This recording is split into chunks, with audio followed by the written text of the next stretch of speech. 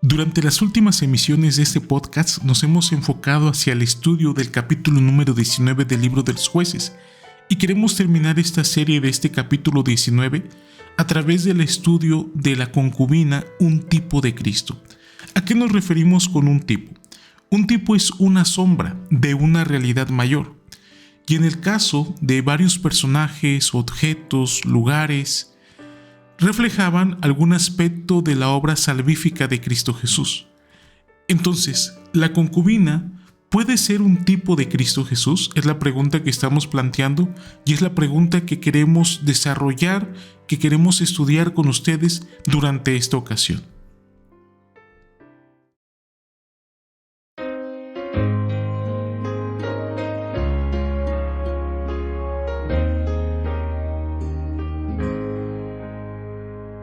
Esparcid la luz de Cristo en la densa oscuridad, alumbrad a quien no ha visto más que el mundo de maldad.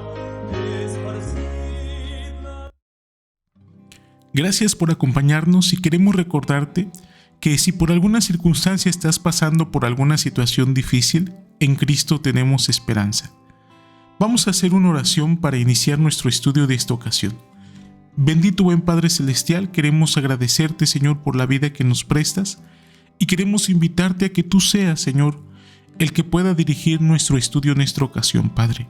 Que el amor de Cristo, Señor, que tuvo por nosotros al morir en la cruz, pueda empapar en este momento nuestro corazón, Señor, y podamos aprender estas verdades tan maravillosas de tu santa palabra. Te lo pedimos en el nombre de Cristo Jesús. Amén. Como ya lo habíamos adelantado, el estudio de esta ocasión es la concubina de Levita, un tipo de nuestro Señor Jesucristo. ¿Y a qué nos referimos con tipo? Con tipo nos estamos refiriendo a una sombra, a una ilustración de una realidad mayor. Por ejemplo, desde el mismo comienzo que hubo pecado, Génesis capítulo número 3 instituyó el sistema de sacrificios de los corderos. Y el cordero era un tipo de nuestro Señor Jesucristo, así como los corderos eran sacrificados para perdonar a los pecadores, Cristo también fue sacrificado para que nosotros pudiéramos recibir el perdón de nuestros pecados. El santuario terrenal era un tipo del santuario celestial. Básicamente el santuario terrenal ilustraba los servicios, los muebles, tienen que ver con lo que existe en el santuario celestial. El santuario terrenal era una ilustración del santuario celestial. A la ilustración, a la sombra se le llama tipo y a la realidad se le llama antitipo. Por ejemplo, los sumos sacerdotes que oficiaron durante mucho tiempo, el sumo sacerdote también era un tipo de nuestro Señor Jesucristo, de cómo Cristo ahora oficia en el santuario celestial. Adán también fue un tipo de nuestro Señor Jesucristo. Entonces, a eso nos referimos con tipología, a que en el Antiguo Testamento, a través de personajes, a través de objetos o eventos, la obra salvadora de Cristo Jesús está ilustrada. Y en este caso, en Jueces capítulo número 19 es el tema que estamos estudiando. También en la concubina podemos encontrar rasgos de un tipo de nuestro Señor Jesucristo. Y es el tema que queremos estudiar en esta ocasión. Para recordar, vamos a leer Jueces 19 del 23 al 25. Dice la palabra de nuestro Dios. Salió a su encuentro el dueño de la casa y les dijo: No, hermanos míos, os ruego que no cometáis este mal, puesto que este hombre es mi huésped, no hagáis esta maldad. Aquí está mi hija virgen y la concubina de él. Yo os la sacaré ahora, humilladlas y haced con ellas como os parezca, pero no hagáis a este hombre cosa tan infame. Versículo número 25. Pero ellos no quisieron oír. Así que el levita tomó a su concubina y la sacó. En otras palabras, para proteger a los que estaban dentro de la casa, el levita sacó a su concubina. Y vean qué fue lo que hicieron con ella. Sigue el versículo número 25. Aquellos hombres entraron a ella, abusaron de ella toda la noche hasta la mañana, y la dejaron cuando apuntaba el alba. Cuando ya amanecía, vino la mujer y cayó delante de la puerta de la casa de aquel hombre donde su señor estaba, hasta que fue de día. Se levantó por la mañana su señor, abrió las puertas de la casa y salió para seguir su camino, pero estaba allí su concubina, tendida delante de la puerta de la casa, con las manos sobre el umbral. Entonces esta es la trágica historia de esta mujer, de cómo murió esta mujer. Murió siendo humillada, murió siendo abusada por aquellos hombres perversos. Entonces la pregunta es, ¿en esta historia de la concubina podemos encontrar un tipo de nuestro Señor Jesucristo? Primer aspecto que queremos resaltar, la protección al huésped de la casa. Tanto Jueces capítulo número 19 como Génesis capítulo número 19 enfatizan la protección a los que son invitados a pasar la noche dentro de esa casa. En el caso de Jueces capítulo número 19 fue al levita.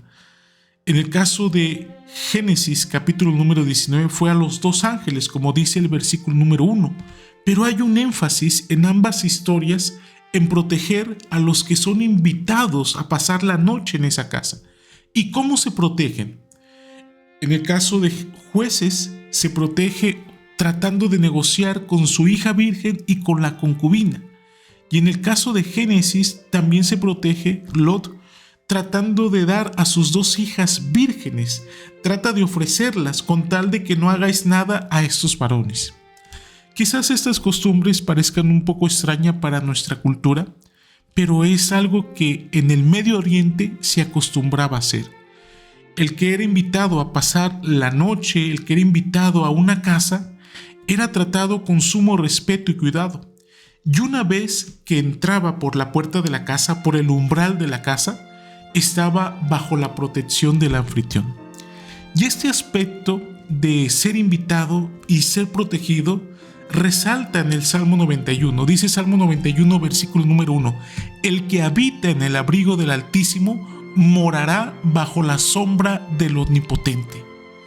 Nótese cómo también se habla de una invitación y también se habla de protección, de morar bajo la sombra del Omnipotente. Entonces, siguiendo esta lógica de que si una persona entra por la puerta de la casa, si una persona pasa por el umbral de una casa, el que está siendo hospedado recibe la protección del que lo invitó a pasar.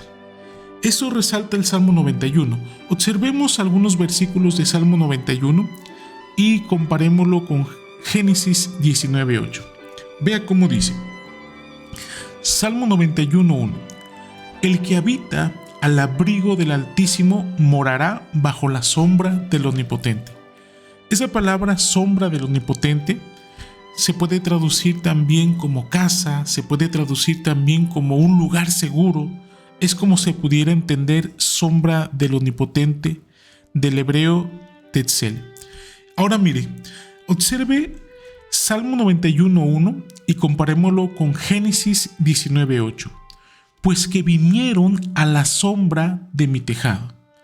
Entonces, la idea que transmite Salmo 91 es que si alguien, por el compañerismo con Dios, con la intimidad con Dios, con la comunión con Dios, entra por la fe, Dios también lo va a proteger. Esa es la idea que está transmitiendo el Salmo 91. En el caso de Jueces, entraron a la casa de aquel hombre viejo y quedaron resguardados los que entraron por ese hombre viejo, pero para protegerlos tuvo que sacar a la concubina. En el caso de de Génesis, también entraron ese par de ángeles a la casa de Lot. Sin embargo, los ángeles defendieron al mismo Lot. No hubo necesidad de sacar a alguien afuera de la casa. Pero Dios, siguiendo esta lógica, se está comprometiendo a protegernos si nosotros entramos dentro de su casa. ¿Y a quién sería la pregunta? ¿Tuvo que sacar Dios? Esa es la pregunta que nos estamos haciendo en este momento. ¿A quién tuvo que sacar Dios para protegernos? Vamos a ver un aspecto más. Vamos primero a armar este rompecabezas y después vamos a llegar a la conclusión.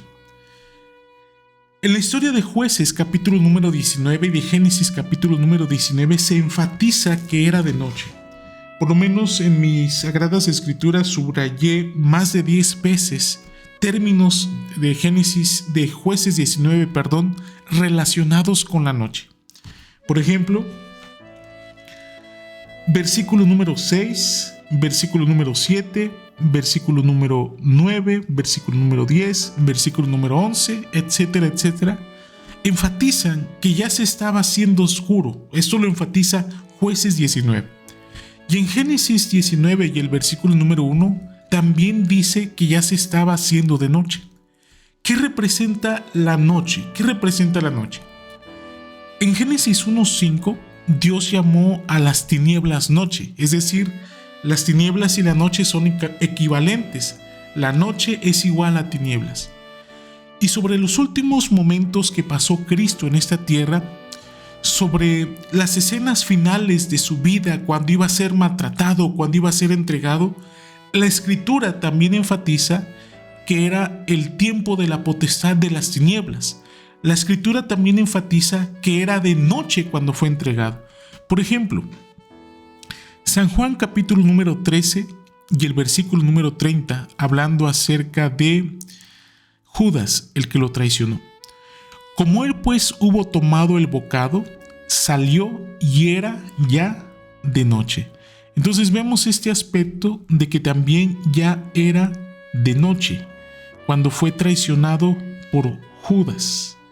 Por ejemplo, otro versículo más, dice la palabra de nuestro Dios, Lucas 22:53, ya cuando lo van a apresar los soldados romanos, cuando van con ellos los líderes judíos, dice: mas esta es vuestra hora y la potestad de las tinieblas.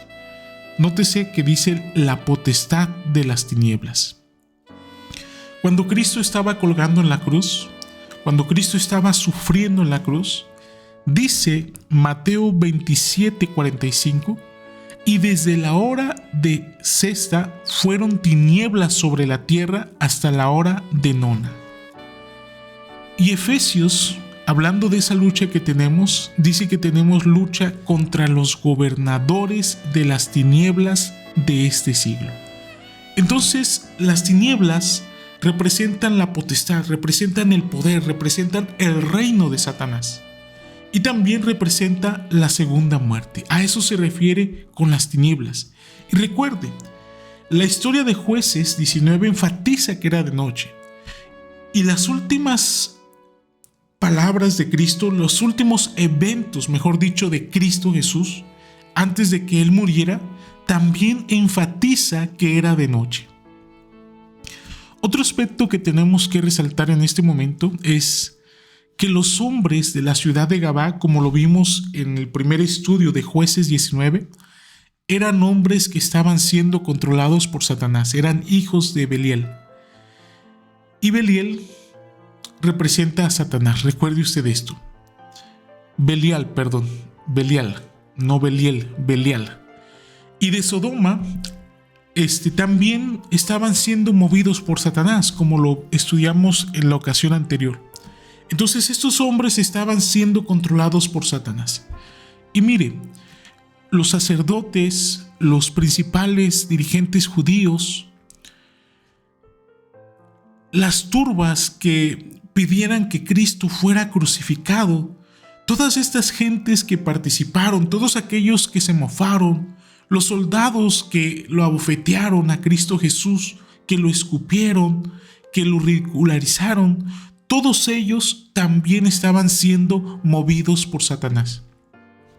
Decía de todas las gentes, página 649, lo dice así: el ser interrogado por hombres que obraban como demonios le era un continuo sacrificio. El estar rodeado por seres humanos bajo el dominio de Satanás le repugnaba.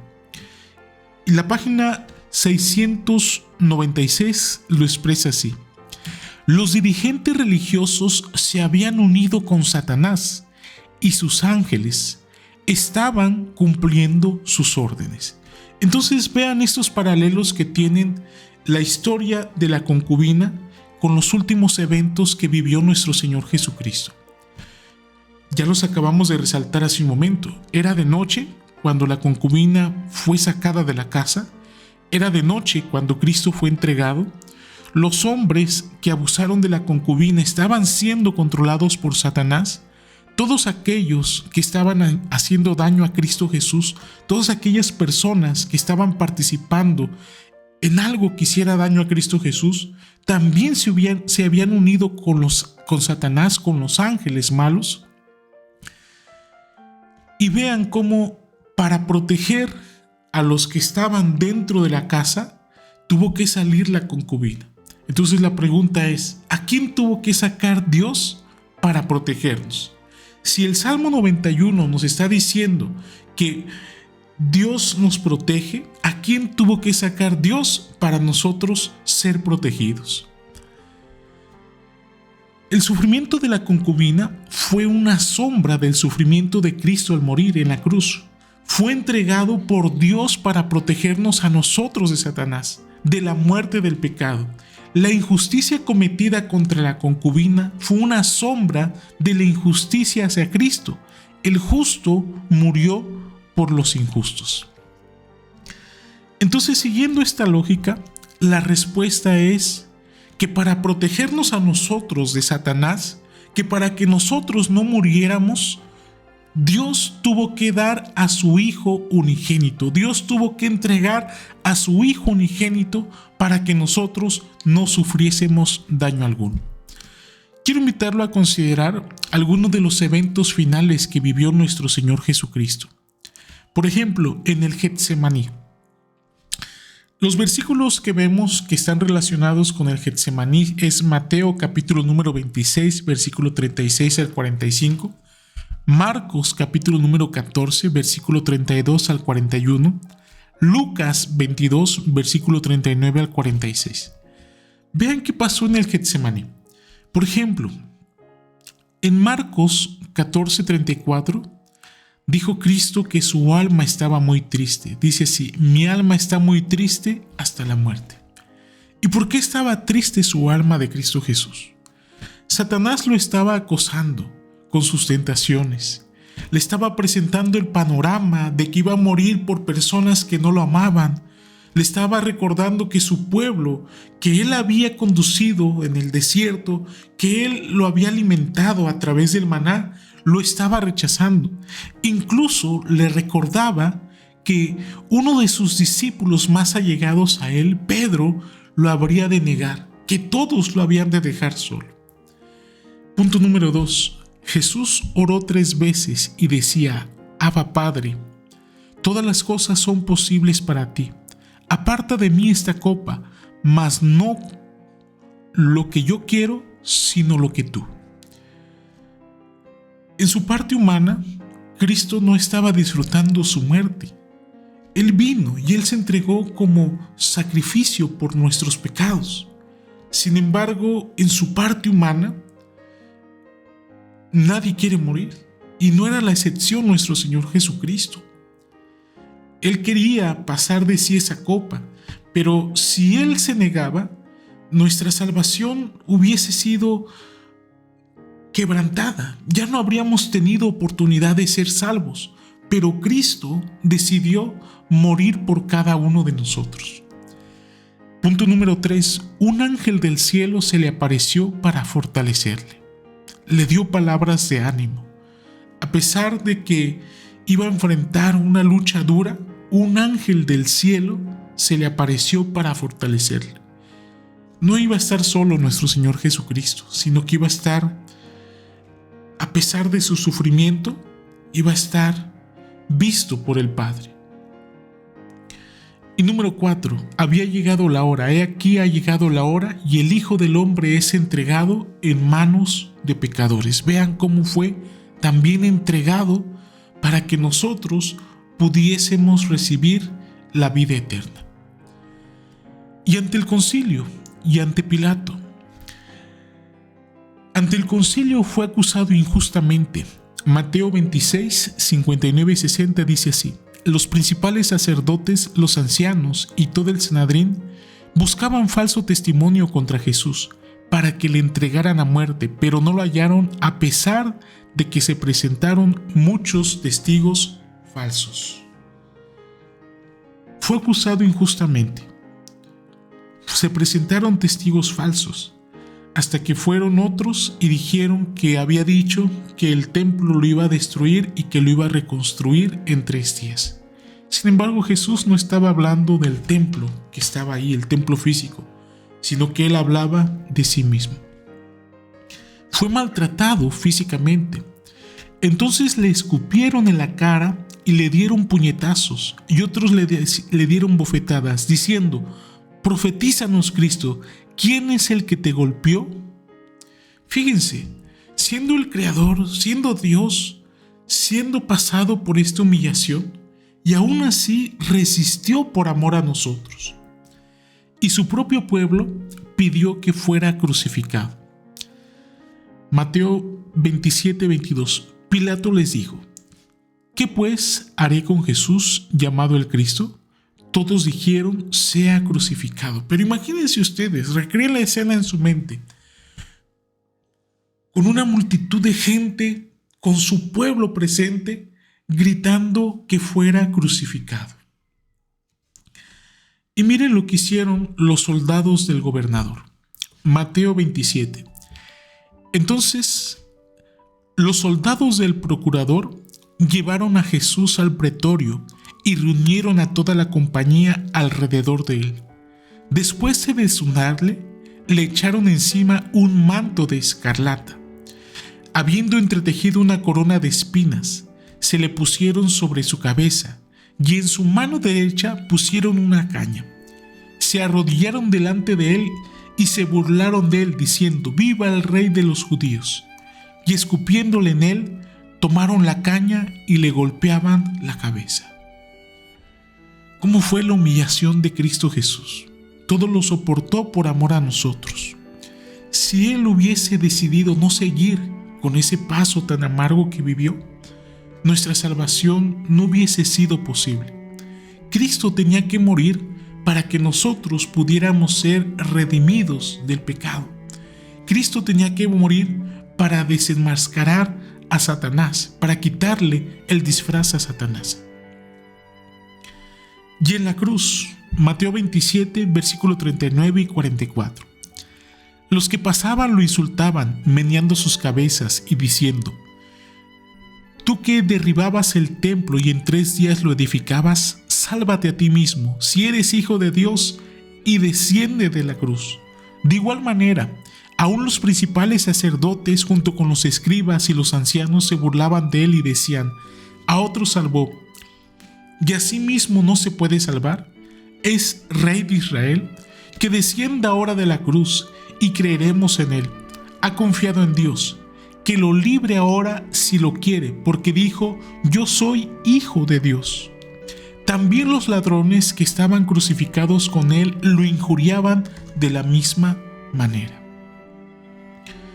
Ante todo esto, el Señor Jesucristo solo pronunció unas palabras: «Padre, perdónalos porque no saben lo que hacen». Nosotros hemos achacado la muerte de Cristo Jesús a todos estos personajes que estamos viendo. Sin embargo, también estaba muriendo por nosotros. Cristo en ese momento también estaba pensando en cada uno de nosotros. Hasta cierto punto nosotros también fuimos culpables de la muerte de Cristo Jesús. ¿Y todo para qué? Para que Él pudiera darnos el perdón de nuestros pecados. Aunque Cristo murió, Cristo ganó. Eso es algo que nosotros no alcanzamos a comprender. ¿Y por qué ganó? Por 2 aspectos.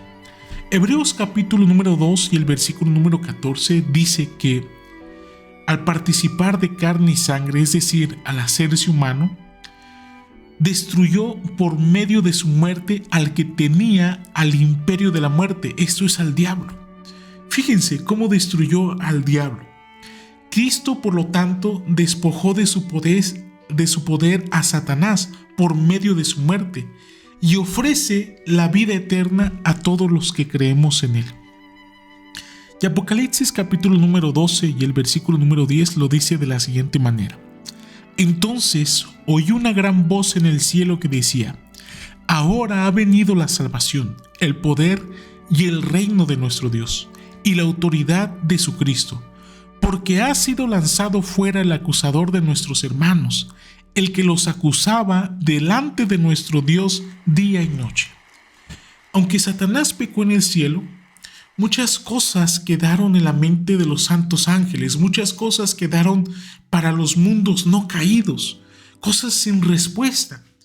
Y en este momento que Cristo estaba muriendo en la cruz, el disfraz que Satanás tenía de que era bueno, de que Dios era injusto, le fue arrebatado.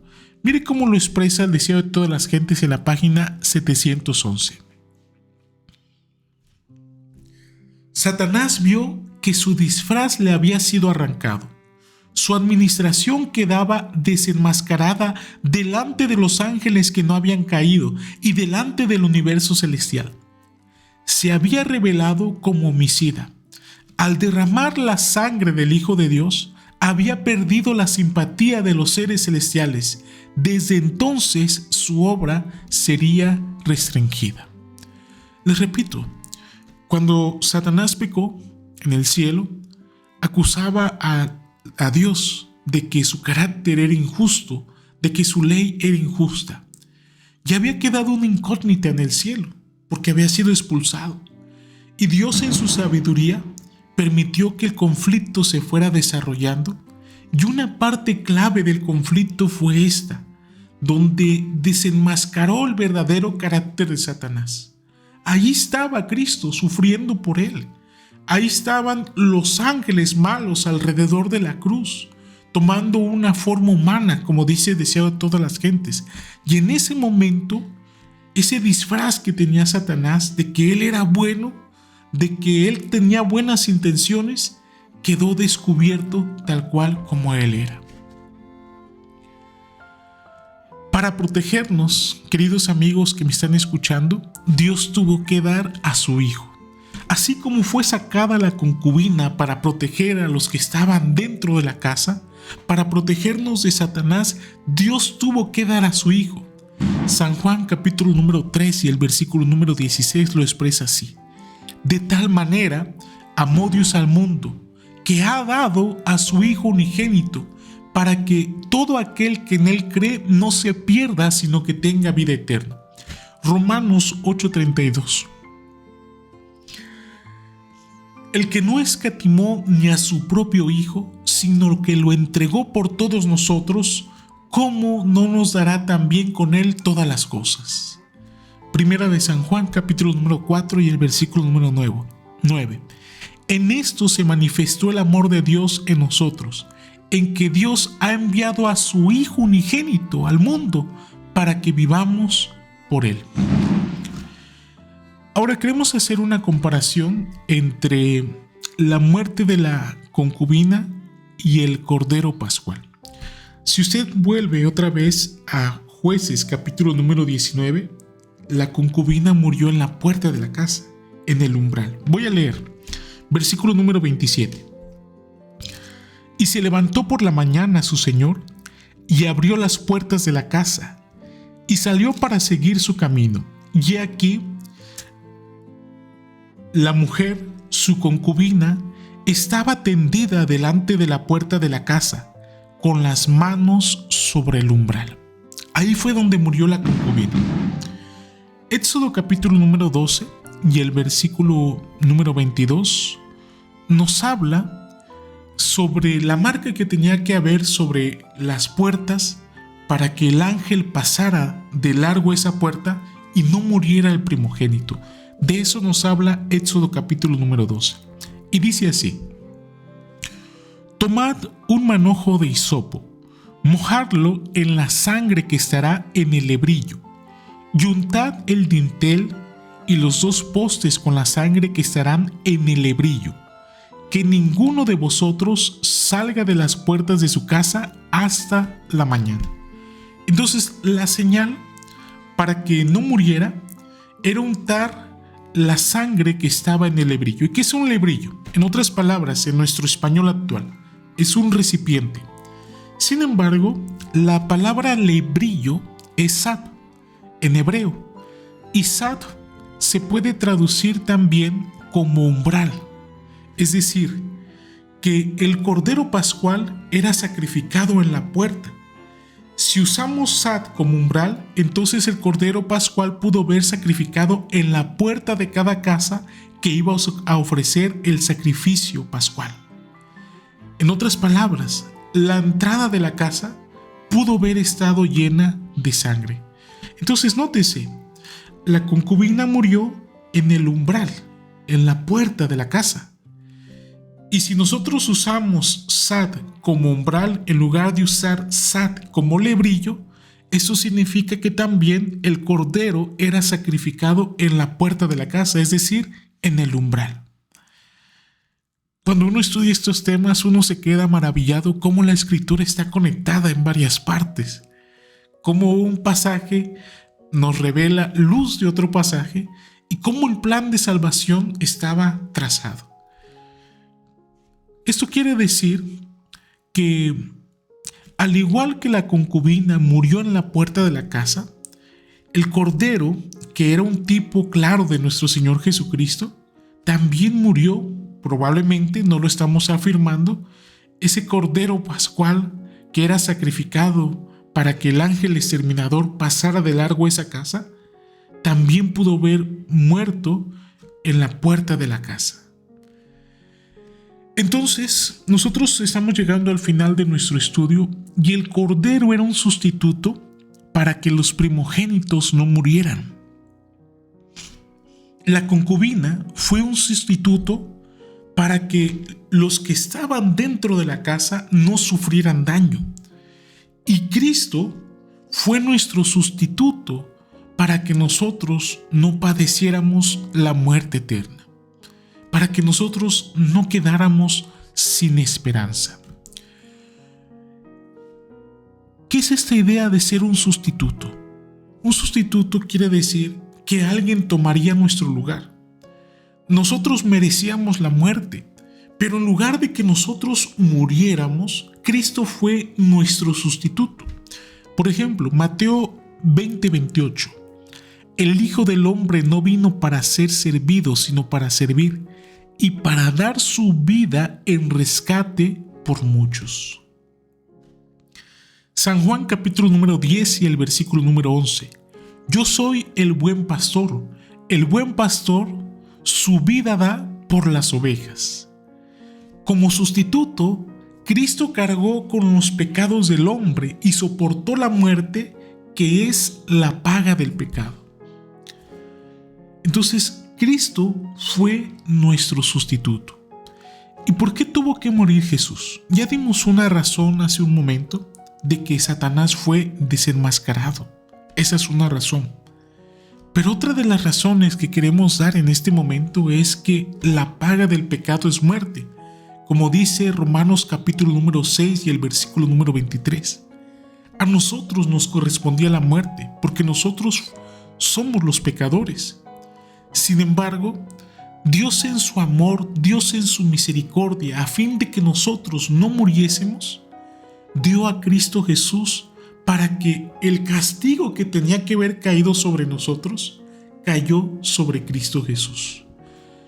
Gálatas capítulo número 4 y el versículo número 4 y 5 dice que Cristo, nacido bajo la ley, a fin de que nos redimiera a los que estábamos bajo la ley.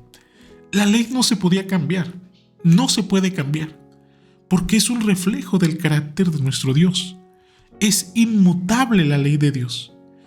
Y en lugar de cambiar la ley de Dios, en lugar de hacerla flexible a como nosotros estábamos en la condición de seres humanos pecaminosos, en lugar de modificarla, dio a su Hijo unigénito para que todo aquel que en Él cree no se pierda, sino que tenga vida eterna. Cristo tomó nuestro lugar. El libro de la historia de la redención, en la página 491, lo expresa así. El Padre no podía abolir ni modificar un solo precepto de su ley para adaptarla a la condición caída del ser humano.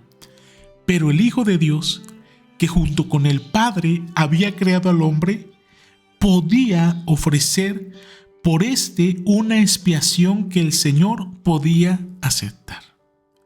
Su ley no cambió, pero en lugar de ello, murió Cristo Jesús para que nosotros pudiésemos tener vida eterna. Y en resumen, tenemos aquí una tabla que resume lo que se ha estudiado en esta ocasión.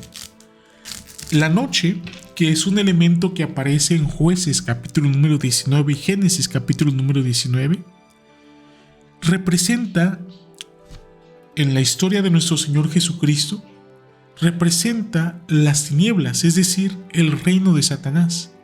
Era de noche cuando Judas lo entregó y hubo tinieblas cuando pendía de la cruz.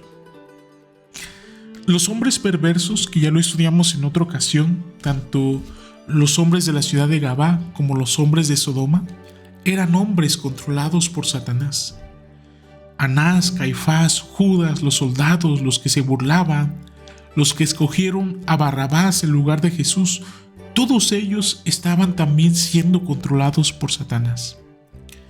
La concubina fue un sustituto para que no murieran los que estaban dentro de la casa, y Cristo fue un sustituto para que nosotros no padeciésemos la muerte eterna. El hombre hospedador fue, en el caso de Jueces, el hombre viejo, y en el caso de Génesis fue Lot.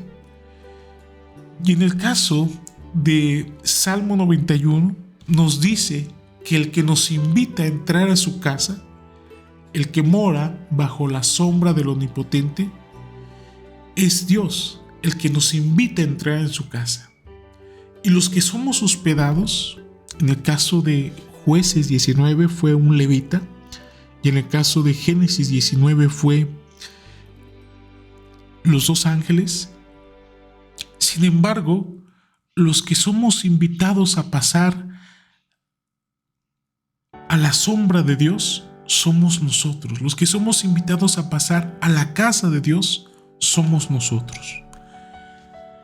Hablando en el contexto del marco de la salvación, el día que Adán y Eva decidieron pecar, nos alcanzó la noche, se hizo de noche. Para que nosotros pudiésemos estar seguros, Dios sacó a su Hijo unigénito, y lo entregó a Satanás. En la noche que fue entregado, Satanás hizo con él como quiso, hasta quitarle la vida. A diferencia de Levita, nosotros vemos en la historia de Jueces 19, es que Levita era muy indiferente hacia el sufrimiento de su concubina. Pero en el caso de hacia Cristo Jesús, Dios sufrió con él. Esas tinieblas que cubrieron la cruz, era como si el cielo no quisiera ver el sufrimiento de su Hijo. Pero era algo que tenía que pasar Cristo para que nosotros pudiésemos ser salvos de la maldición del pecado. Y tú y yo somos esos que Dios nos invita a pasar la noche en su casa.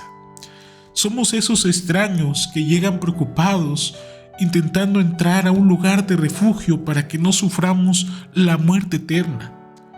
¿Y qué es lo que nosotros haremos con esa invitación que Dios nos hace el día de hoy? ¿Será que la habremos de aceptar o será que habremos de rechazar la invitación que Dios nos hace? Que Dios te bendiga, querido amigo, querido hermano, y que al contemplar esta historia del sacrificio de Cristo Jesús hecho por nosotros, nuestro corazón se pueda enternecer y podamos aceptar la invitación que Dios nos hace. Vamos a orar.